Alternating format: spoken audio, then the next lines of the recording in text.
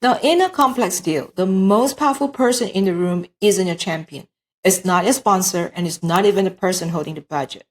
But the most powerful person is the one who can delay without consequence. See, an objection is a gift.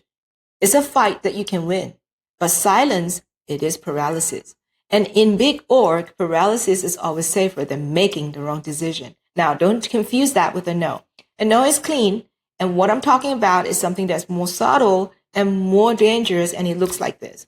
So in these big accounts, deals, they don't die, they evaporate.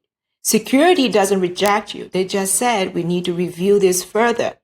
Finance doesn't kill the spend. They say, let's revisit this in Q3. Now, legal doesn't block the contract. They just redline a minor clause and take 3 weeks for it to send it back. Notice what happened there?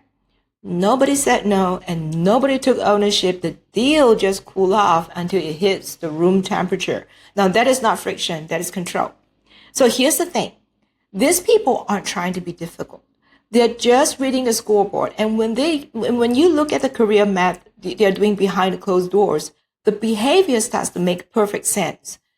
In a corporate environment, closing creates exposure and delay creates safety. Now think about the incentives. If you push a deal through and it fails, your judgment is on the line. But if you delay it, you're just being thorough.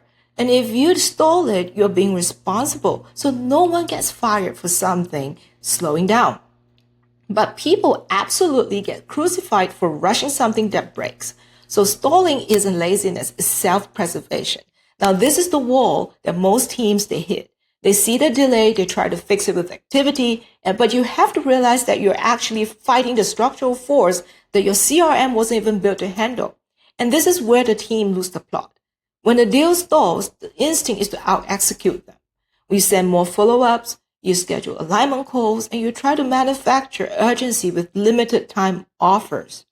But urgency has zero power when delay is structurally protected, and you cannot out-email governance, and you cannot out-CRM somebody's fear of losing their job.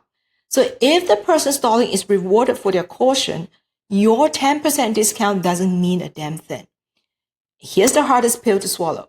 The most powerful person in your account is the one who can stall and still get promoted. Well, they don't look like a villain. They aren't aggressive. They just understand the hierarchy of needs. They don't own the revenue. They don't own the outcome, but they own the risk containment. And in these complex accounts, risk containment outranks momentum 10 times out of 10. So if you're talking about ROI and they're thinking about a CYA, you've already lost. And that leads us to the ultimate weapon of the stall. It's not a heated argument or a list of demands. It's something much harder to kill. Silence. So if you get an objection, you should celebrate. An objection gives you a terrain. It gives you something to push against and is honest. Silence is protected. It gives you nothing, and nothing is impossible to argue with, and because you can't overcome a ghost. Now, this quarter isn't about tactics. It's about why execution fails. Execution fails when you misread the power actually sees. You're playing a game of speed and they're playing a game of survival. So if you don't know who in that account can stall your deal without feeling a single ounce of consequence, then you don't know who's actually governing your deal. So stop looking for yes and start looking for the person who isn't afraid to wait.